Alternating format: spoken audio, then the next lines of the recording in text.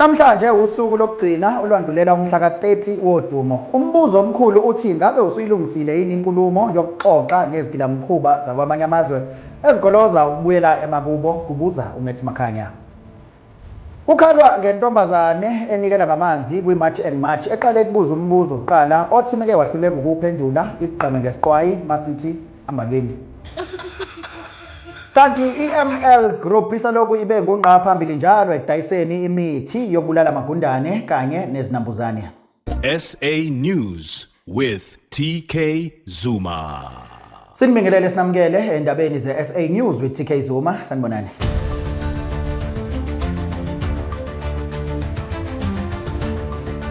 Namhlanje usuku lokugcina olwandulela usuku olukhulu lukamhla ka-30 kuJune. Umbuzo omkhulu ke uthi ngabe usuyilungisile yini inkulumo yokuxoxa nezigilamkhuba zakwamanye amazwe ezigoloza ukubuyela emakubo, kubuza uMax Makhanya. uMax Makhanya owaziwa njenganokhanda limtshelo kwakhe ubuze lo uyazi uze nje umhla ka-30 June ufike. Mina bengithi nombanike umuntu akabeyilungisa phela inkulumo ayokhuluma ngayo mhla ka-30 June uma ngabe sesixoxa nabo. Ngoba ababe serious ngokuhamba kade bahamba.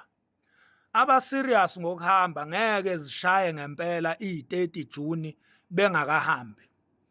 Labo akuzoshaya i-30 June bengahambile.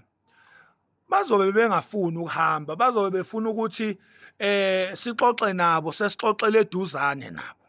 Mina ke bengithi ke wonke umuntu mhla ka-30 June akayiphathi inkulumo.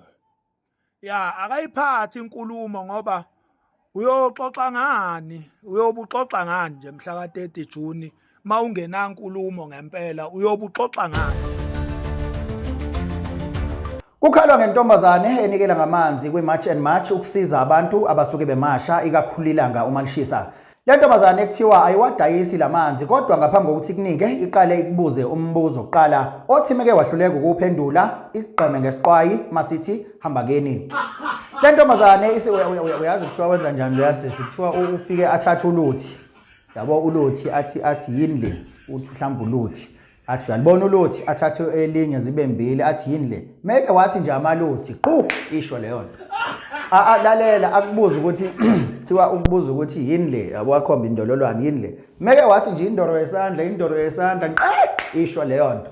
And sixolise nanto udaba thina ke sila kwi-March and March so supplier amanzi ngamanzi yabo nje amanzi awathola mahhala kodwa before uthola ibhodlela lamanzi mina umsebenzi wami ngoba ngihleli la ngemumva ngigade lamanzi ngiyakubuza qala ngithi mawuthi ucela amanzi ngiyakubuza ngithi yini umntana wekati uphendule rongo bese kuhlaba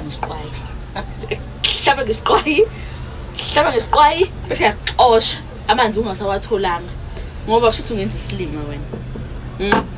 islima wena uzoqasha i-ML Group isalokhu ibe ngungqa phambili ekudayiseni imithi yokubulala amagundane kanye nezinambuzane. Kwa-ML Group siyinkampani esimkantshubovu ekudayiseni imithi yokubulala amagundane kanye nezinambuzane.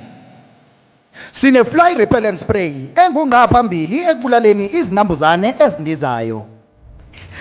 Sibe ne-cockroach exterminator spray nayo futhi ingujuqu ekubulaleni amakokoroshi. Siphinde sibe ne-rat repellent butter yona-ke uyigcoba esimpweni usimise usibhekise phezulu usihlukanise emva kwaloko amagundane afa ujuqu. Siphinda futhi sibe nomuthi wokuklina amateki. Kuningi kakhulu esinako uma kuwukuthi nawe ufuna ukujoyina leli bhizinisi usitokhe ukuze ukwazi ukuzidayisela. Xhumana nathi kulezi nombolo eziseskrinini.